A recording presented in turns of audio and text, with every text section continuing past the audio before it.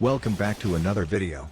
Today, I'll be showing you guys what, in my opinion, are the 3 best brutality builds for Dead Cells. Before I get into number 3, I'd just like to ask you to like and subscribe if you enjoy the video. Also, tell us what your favorite brutality build is in the comments section below. But without further ado, let's get right into it.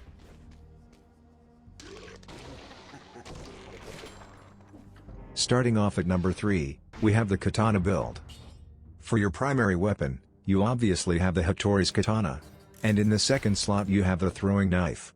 In my video, I didn't dual bind them to the same button, but obviously that's up to you.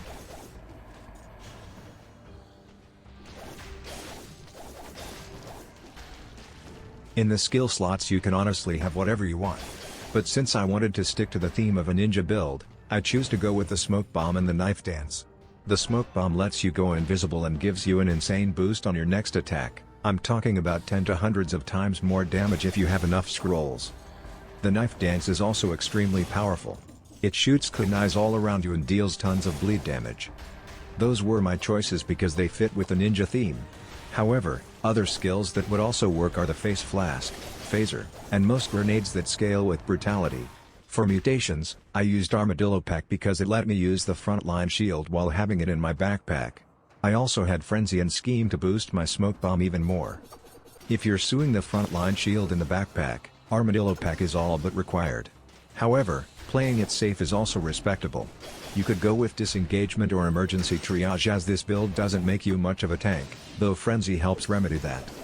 If you try using Face Flask, the Vengeance mutation perfectly synergizes with it, so you can temporarily boost your damage once every 10 seconds. Another mutation that would help with this combo is the Killer Instinct mutation, which reduces skill cooldowns for every melee attack.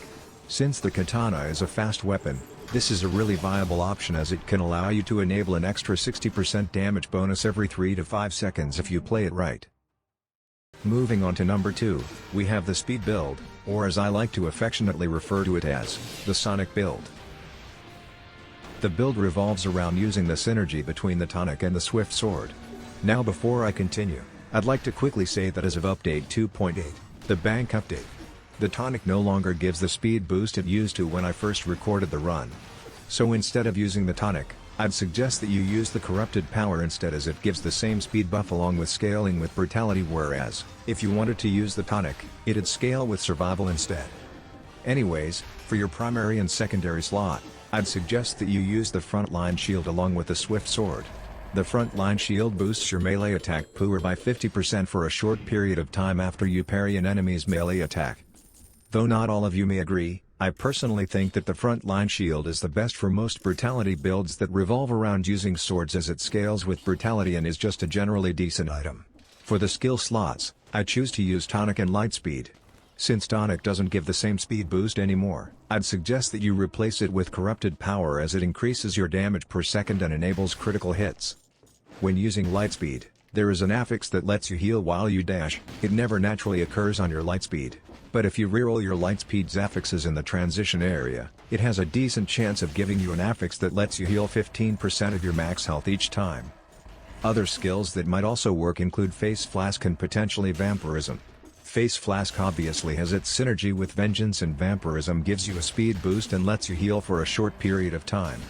I forgot to mention that I'm also running with Assault Shield as my primary, however I have Frontline Shield in my backpack, which is why we will need Armadillo Pack for this build. Other mutations I used included Velocity, which made the speed boosts from kill streaks and skills last twice as long. Killer Instinct also works well if you're using skills with long cooldowns. Since I was using Tonic, which has a 30 seconds cooldown, reactivating crits was pretty much imperative if I wanted to succeed. Frenzy would also be a good choice for healing since it's only activated while you have a speed boost. A downside to Frenzy is that it only becomes really useful near the end of your run when your scroll count is in the 20s to 30s. Disengagement also works if you just want to play it safe. But that's pretty much it for this build.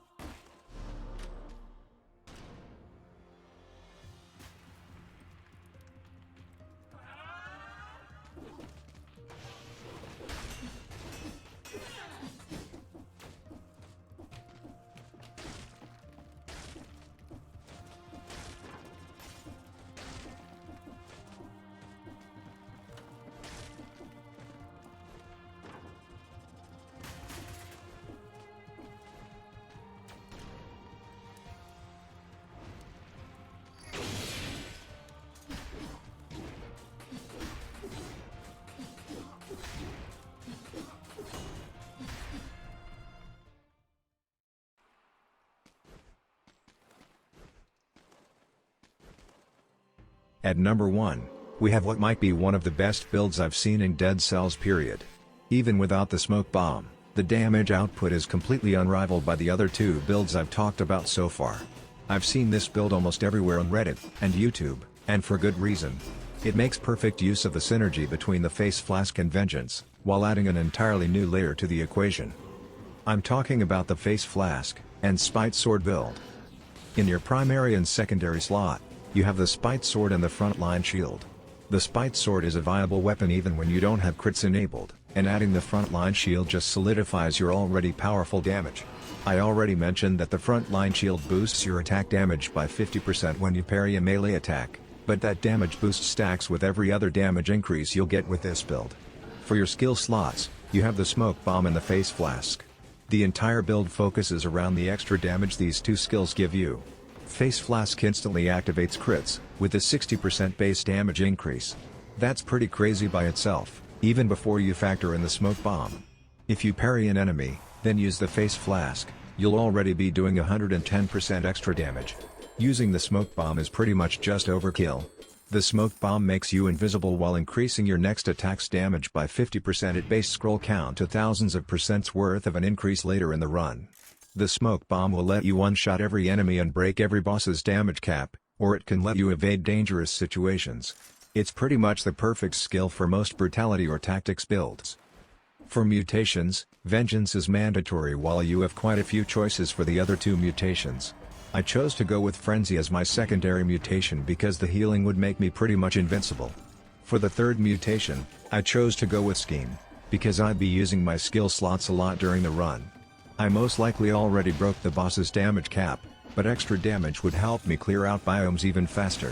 Other choices include Killer Instinct or the Instinct of the Master of Arms for cooldown reduction. If you level your brutality enough, you'll be able to spam Face Flask and Smoke Bomb every few seconds and not have to wait before enabling crits. When I recorded the build, I ended up nearly beating the Queen, which I hadn't done often at that point. The only reason I died was because I'm just fucking terrible at the game, but my damage carried me to the end. It definitely helped that I had around 40 scrolls at the end.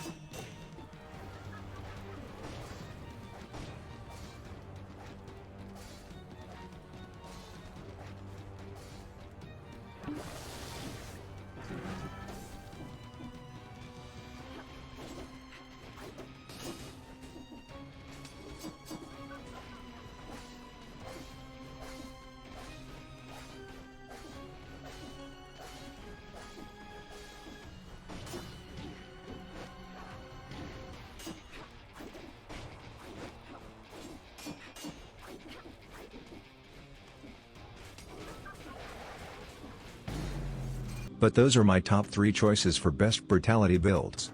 That's all I've really got for today, so if you enjoyed it, please drop a like and subscribe, and support means the world to me.